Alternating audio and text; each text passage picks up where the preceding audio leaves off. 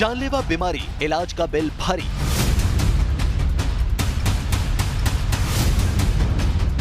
Corona से patient मरे न मरे, वो बिल की टेंशन से चला जाएगा। सीरियसली।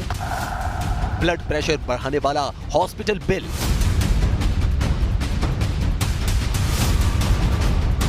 इतने डराया गया वहाँ, फिर आप तो सीरियस कंडीशन में आए हो, लास्ट कंडीशन में आओ, जल्दी 1 लाख रुपए जमा करो। प्राइवेट अस्पताल में कोरोना लूट।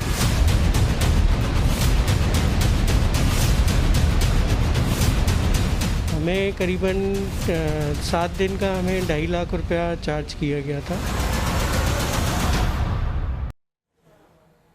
नमस्कार, आप देख रहे हैं न्यूज नेशन। आपके साथ मैं हूं सबीना तामंग देशमुख। दिल्ली में कोरोना के केस लगातार बढ़ रहे हैं, नए रिकॉर्ड्स कायम कर रहे हैं। सरकारी अस्पतालों में मरीजों के इलाज के लिए बेड की कमी पड़ रही है। जो समर्थ हैं वो इलाज के लिए कोई भी कीमत चुकाने के लिए तैयार हैं, और इसी का फायदा दिल्ली एनसीआर के कई प्राइवेट अस्पताल उठा रहे हैं। जी हां, महामारी के इस दौर में मरीजों की इस मजबूरी में मुनाफे में तब्दील किया जा रहा है, यानी कि मरीजों के साथ हो रही है कोरोना लूट।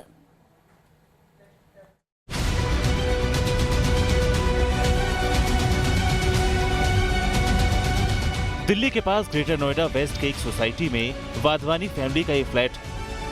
नवीन वाधवानी और उनकी पत्नी नीतू वाधवानी दोनों पिछले महीने कोरोना से संक्रमित हो गए। नीतू वाधवानी की हालत ज्यादा गंभीर थी, ऐसे में उन्हें नोएडा के एक प्राइवेट अस्पताल में भर्ती कराया गया। आज नीतू और नवीन दोनों कोरोना से ठीक हो चुके हैं, लेकिन 7 दिनों के इलाज के बाद अस्पताल ने डिस्चार्ज से पहले वाधवानी परिवार को 2.5 लाख का भारी भरकम बिल थमा दिया। ग्रेटर नोएडा वेस्ट में नवीन वाधवानी की फैमिली रहती है, अपने परिवार के साथ वो रहते हैं एक सोसाइटी में। नवीन जी, किस तरह की स्थिति रही, क्या कुछ रहा, क्या एक्सपीरियंस रहा उस वक्त? देखिए, मेरी पूरी फैमिली पॉजिटिव थी, बट मेरी वाइफ की ज़्यादा तबीयत ख़राब होने की वजह से उसे नज़दीकी प्राइवेट हॉस्पिटल में एडमिट करना पड़ा। क्या रहा आपका बिल? जो फैमिली रही एडमिट, कितना बिल बना, किस तरह, कहाँ लगा आपको कि ये ठीक नहीं? हमें करीबन 7 दिन का हमें 2.5 लाख रुपया चार्ज किया गया था, और प्राइवेट हॉस्पिटल में जिसमें दवाइयाँ ही सिर्फ 70,000 की हैं। तो आई थिंक मुझे लगता है कि इस मामले पे कुछ करना चाहिए कि इतनी दवाइयाँ महंगी ना हो कि आम आदमी की रीच से ही बाहर। पत्नी नीतू वाधवानी बताती कि प्राइवेट अस्पताल में इलाज के दौरान हर वक्त मरीज बिल को लेकर तनाव में रहते हैं। 24 घंटे दिमाग में यही टेंशन रहती कि अस्पताल का बिल कितना हो गया होगा और कैसे इसे चुकाया जाएगा। तो काफ़ी लोग टेंशन में रहते थे, तो कुछ तो बिल का पहले से अनुमान लगा के चलते थे। कुछ ऐसे लोग भी थे जो कोरोना नेगेटिव नहीं होने के बावजूद भी सिर्फ इसलिए गए क्योंकि उनका बिल बहुत ज़्यादा हाई हो रहा था, जो उनकी पॉकेट से ज़्यादा था। तो आप समझ लीजिए, ऐसे इंसान की जिसकी सैलरी अपनी 20-40,000 समथिंग हो, वो सिर्फ जीने के लिए 20,000 अपनी पूरी सैलरी एक दिन के रूम के रेंट के लिए लगा रहा होगा। मतलब बहुत बड़ी बात है ये। और आईसीयू में चले गए तो आप मान के चलिए 5 से 10 लाख कहीं नहीं जाना। कोरोना से पेशेंट मरे न मरे, वो बिल की टेंशन से चला जाएगा। सीरियसली। मुझे कोरोना हुआ था, मैंने वाधवानी परिवार की तरह नोएडा की रेणु शुक्ला की भी यही कहानी। कोरोना संक्रमित होने के बाद प्राइवेट हॉस्पिटल में भर्ती हुई, लेकिन महज 24 घंटे में इनसे 75,000 से ज्यादा रुपए वसूल लिए गए। मुझे कोरोना हुआ था, मैंने फोर्टिस हॉस्पिटल नोएडा में एडमिशन लिया था या एडमिट हुई थी। तो वहाँ पे 24 घंटे का बिल 78,000 रुपए बना दिया। कोई इंजेक्शन नहीं, कोई दवा नहीं, अनावश्यक खर्चे, ना कोई बात ना कोई चीज, बस तुम्हें आईसीयू में भर दिया गया क्योंकि उनको केवल ये दिखाना है कि नहीं तुम बहुत बीमार हो, जबकि ऐसा होता नहीं है। एक दिन के बाद में मैंने जिम्स में मुझे ट्रांसफर कराया गया मेरा। वहाँ पे मैं बिना कोई दवाई, बस गर्म पानी से मैं ठीक हो रही हूँ। प्राइवेट अस्पताल में कोरोना के नाम पर लूट की कहानी सिर्फ नोएडा की ही नहीं। 38 साल के धर्मेंद्र कुमार दिल्ली के रहने वाले। कोरोना के बाद ये भी प्राइवेट अस्पताल में भर्ती हुए, लेकिन वहां इलाज के नाम पर किस तरह इनके साथ लूट हुई, आप इन्हीं की जुबानी सुनी। प्राइवेट हॉस्पिटल में मैं जाते ही मेरे को इतने डराया गया वहाँ, फिर आप तो सीरियस कंडीशन में आए हो, लास्ट कंडीशन में आओ। जो भी मेरे अटेंडेंट गए थे मेरे साथ, उनको भी कहा कि आपके पेशेंट बहुत सीरियस है, आप जल्दी 1 लाख रुपए जमा करो। और मेरे को कह रहे 4 से 5 लाख रुपए आपके खर्चा होगा। 10 दिन में 14 दिन कह रहे थे रहने के लिए। मैंने कहा सर इतने चार्जेस हैं, मैं अफोर्ड नहीं कर पाऊंगा, मेरे को तो अभी बेटर फील हो रहा है। घर आया, मेरे 3,90,000 से 4 लाख करीब बिल आया था। कोरोना के इलाज के नाम पर लोगों के साथ हो रही लूट पर हमने प्राइवेट अस्पतालों का पक्ष भी समझने की कोशिश की। कोरोना संक्रमण को लेकर लोगों के बीच कई तरह के अवेयरनेस कैंपेन चला रहे नोएडा के यथार्थ हॉस्पिटल के डायरेक्टर कहते हैं कि अस्पतालों को मरीजों के साथ पारदर्शिता बरतनी होगी, तभी समस्या का समाधान हो सकता है। प्राइवेट हॉस्पिटल के लिए कोरोना काल में मौका आ गया, जैसे बहुत अनसंट बिल, बहुत पैसा बन रहा है, ऐसा कैसे आप लोग मैनेज कर रहे हैं? नहीं, देखिए, प्राइवेट हॉस्पिटल्स को ट्रांसपेरेंट होना बहुत ज़्यादा ज़रूरी है।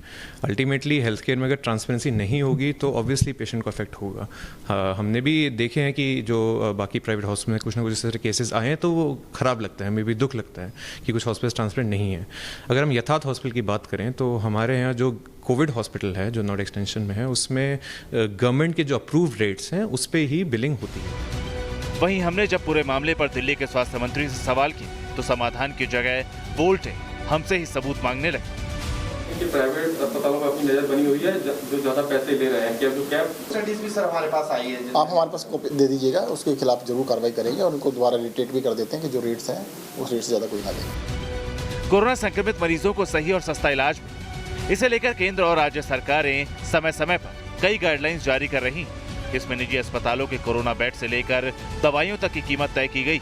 बावजूद इसके कुछ अस्पताल ऐसे जो मरीजों की मजबूरी का फायदा उठाकर महामारी के दौर में भी मुनाफा कमाने में जुटे हुए हैं। जरूरत है अब ऐसे अस्पतालों पर सरकार के जल्द से जल्द कड़े एक्शन की। Team news nation. यानी दिल्ली एक बार फिर कोरोना का हॉटस्पॉट बन गई है और इस पर लोगों की लापरवाही जानलेवा साबित हो सकती है। देखिए दिल्ली के मारवा परिवार की कहानी न्यूज़ नेशन संवाददाता सईद आमिर हुसैन की इस रिपोर्ट के जरिए।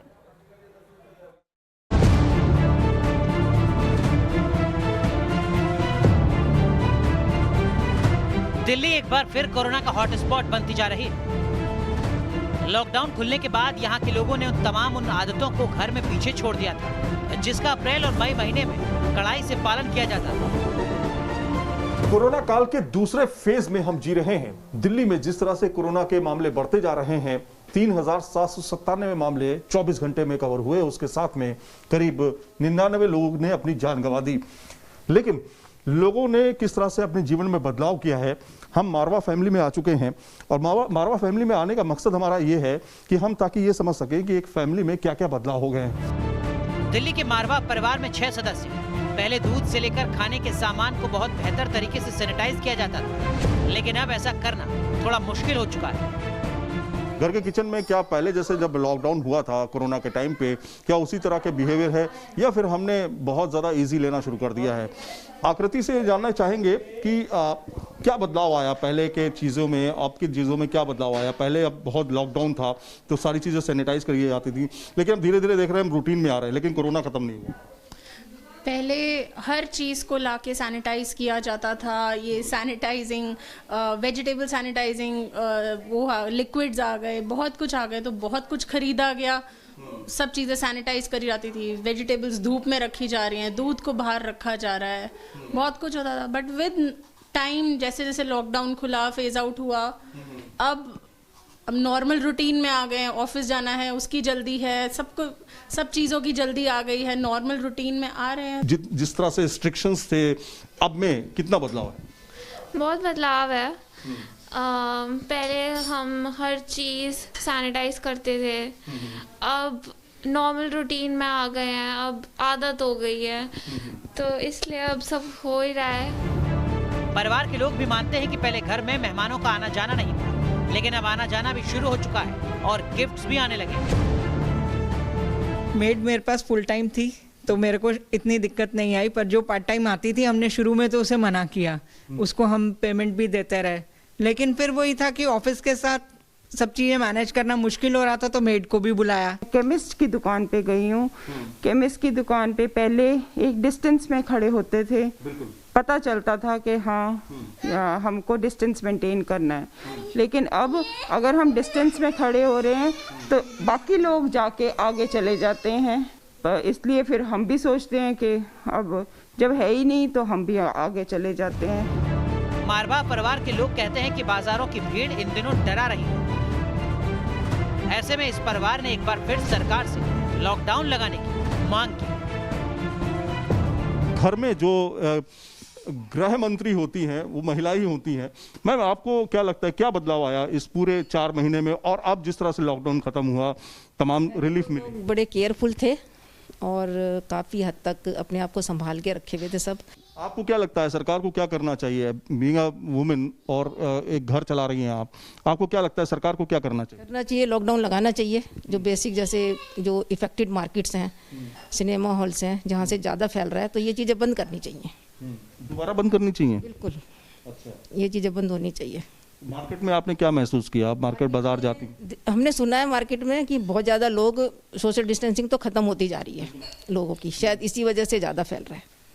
हमने घरों में भी देखा कि लोगों ने अपने बर्ताव में बड़े बदलाव कर दिए हैं, लेकिन थोड़ा सा होशियार हो जाइए, क्योंकि अभी कोरोना खत्म नहीं हुआ है, ना ही हमारे पास कोई वैक्सीन है और ना ही इसका प्रॉपर कोई इलाज है। वीडियो जर्नलिस्ट मनोज कुमार के साथ सैयद आमिर हुसैन, न्यूज़ नेशन, दिल्ली। और नोएडा के सोम परिवार का जिक्र करें तो उनकी कहानी भी दिल्ली के मारवाह परिवार से कुछ जुदा नहीं है। यहाँ भी पहले घर में लोग सब्जियों से लेकर दूध के पैकेट्स तक गर्म पानी में धोते थे, घर में भी मास्क पहनकर ये लोग रहते थे, लेकिन आज कढ़ाई गुल है और लापरवाही फुल है।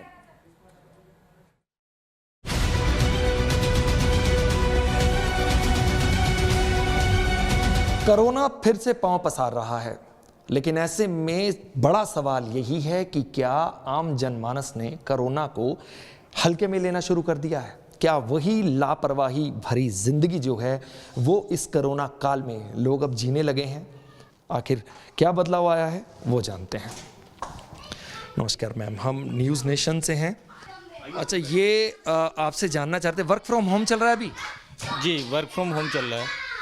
अनलॉक है, बाहर आना जाना लोगों का शुरू हुआ है, क्या बदलाव आया? क्या यह लापरवाही भरी जिंदगी जो है, जो पहले वाली थी, वो जीनी शुरू हो गई एकदम? क्योंकि मास्क हम देख रहे हैं पूरी परिवार में किसी ने भी लगाया, या सोशल डिस्टेंसिंग दिखाई दे तो नहीं रही कुछ। घर के अंदर क्या सोशल डिस्टेंसिंग, और वैसे तो हम रोज़मर्रा के पहले से थोड़ा सा ईजीनेस हो गई है पहले के रेस्पेक्ट में। जैसे हम पहले रहते थे सोशल डिस्टेंसिंग के कवर करते हुए, मास्क लगा के रहते थे घर में भी।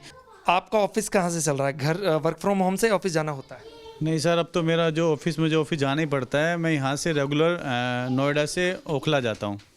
कुछ नोएडा दिल्ली जाते हैं? जी जी। सैनिटाइजर का कितना इस्तेमाल होता है? तब ऑफिस आते हैं तब भी हम सैनिटाइज करके निकलते हैं। मास्क रेगुलर, घर से बाहर निकले मास्क रेगुलर रहता है। अच्छा मैम, ईमानदारी से बताइएगा कि क्या वही जो पहले जीवन जी रहे थे जब कोरोना चल रहा था, अपने पीक पर था? सीरियसली नहीं, अभी थोड़ा इजी हो गया है। सब्जियां इवन हमने सर्फ और साबुन में धोनी शुरू कर दी थी।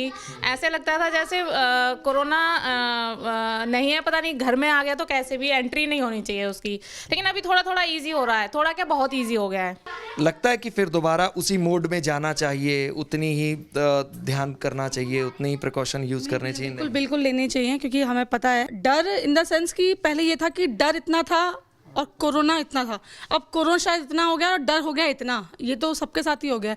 इवन सोसाइटी में भी हम लोग देखते हैं बच्चे बिना मास्क के खेल रहे होते हैं। थोड़ा हो या ज़्यादा हो, लेकिन बदलाव जो है वो आया ज़रूर है।